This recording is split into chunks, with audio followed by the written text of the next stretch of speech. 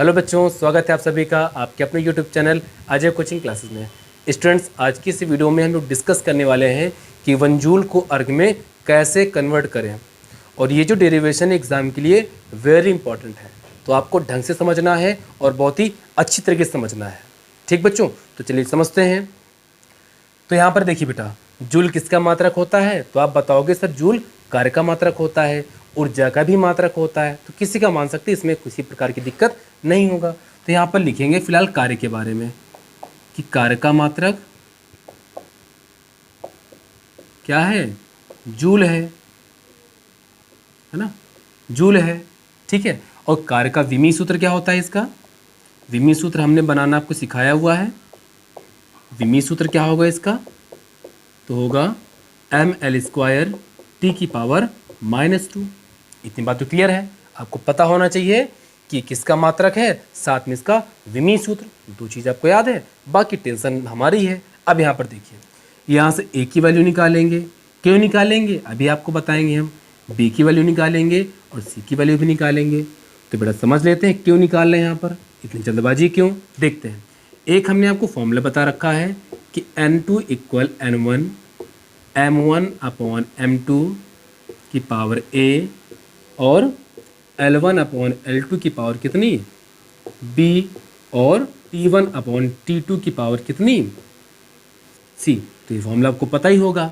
और इसका यूज़ हम लोग कब करते हैं? जब किसी से एक पद्धति के मात्रक को किसी दूसरे पद्धति के मात्रक में कन्वर्ट करना हो, तभी हम लोग इसका यूज़ करते हैं, है ना बच्चों। तो a की वैल्यू यहाँ पर क्या होने वाली है? तो जो m की पावर होती है वो a की वैल्यू होती है, तो 1 हो जाएगी। b की पावर कितनी, 2, c की पावर कितनी, -2, है ना बच्चों। इसके बाद हम लोग क्या करते हैं? तो इसके बाद देखिए बेटा, ये जो जूल होता है ये किस सिस्टम का मात्रक होता है? तो आप कहोगे सर SI कहोगे तो MKS का, मतलब SI और MKS एक ही जैसा होता है। तो जो न्यूटन होता है वो SI का, या कह सकते हो MKS सिस्टम का मात्रक होता है। ठीक बच्चों। अब अरे की बात करें, किस पद्धति का मात्रक होता है? तो बच्चों ये होता है सीजीएस पद्धति का। ठीक है ना। अच्छा, इससे हमें क्या क्या मिलने वाला है? इससे हमें N1 की वैल्यू कहाँ मिलेगी अभी आपको बताया जाएगा। यहाँ से M1 की वैल्यू मिल जाएगी, यहाँ से L1 की वैल्यू और T1 की वैल्यू मिल जाएगी। यहाँ से क्या मिलने वाला है? N2 तो मिलेगा नहीं, बाद में निकालना पड़ेगा, है ना। अच्छा, N1 क्या है ये भी समझ लीजिए पहले। तो 1 जूल दे रखा है ना, कितने अर्ग ये नहीं पता, लेकिन 1 जूल पता है, मतलब 1 यहाँ पर N1 के प्लेस में रखा जाएगा। क्यों? क्योंकि ये न्यूमेरिकली वैल्यू है।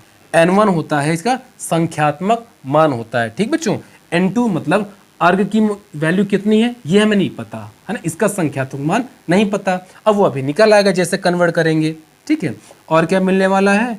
M2 मिलने वाला है, और यहाँ पर L2 और यहाँ पर T2 मिलेगा। क्लियर हो गया। अब कैसे मिलेगा अभी आपको समझाया जाएगा। लिख तो लिया, अब मिले कैसे? तो MKS में आ जाइए जल्दी से, और CGS में आ जाइए जल्दी से। अच्छा, MKS का फुल फॉर्म क्या होता है? सब बच्चों को पता होगा कि सर इसका मतलब होता है मीटर, K का मतलब किलोग्राम, और S का मतलब होता है सेकंड। सब बच्चों को पता है। यहाँ पर क्या होता है? सेंटीमीटर होता है, यहाँ पर ग्राम होता है, यहाँ पर सेकंड होता है, सारे बच्चों को, है ना। इसको एक तरीके से और डिफाइन करना है। कैसे? आप क्या बताओगे कि सर MKS सिस्टम में द्रव्यमान को किलोग्राम में, लंबाई को मीटर में और समय को सेकंड में, है ना, मतलब मेजरमेंट करते हैं इसमें। इसकी बात करें सर, इसमें द्रव्यमान को ग्राम में मेजरमेंट करते हैं, मतलब मापन करते हैं, लंबाई को सेंटीमीटर, समय को सेकंड में। आपको भी पता है और हमको भी पता चल गया, है ना, आपकी वजह से। अब M1 की बात करें तो बेटा देखिए, यहाँ पर MKS सिस्टम में द्रव्यमान को किस में मेजरमेंट करते हैं? तो बेटा ये होता है किलोग्राम में। और M1 क्या है, या कह सकते हैं M क्या है? द्रव्यमान का क्या विमीय सूत्र है। द्रव्यमान का विमीय सूत्र M होता है, लंबाई का विमीय सूत्र L होता है, टाइम का T होता है। आपको पता है ना, हमने बताया है आपको। L1 की बात करें, मतलब इसको लंबाई में किस में मेजरमेंट करते हैं? सर मीटर में, तो 1 मीटर हो गया। समय को 1 सेकेंड हो गया। क्लियर हो रहा है कि नहीं हो रहा है? M2 की बात करें, मतलब द्रव्यमान, वो भी CGS में, तो सर आप कहोगे सर ग्राम में, है ना, आपको भी पता है और हमें भी पता है।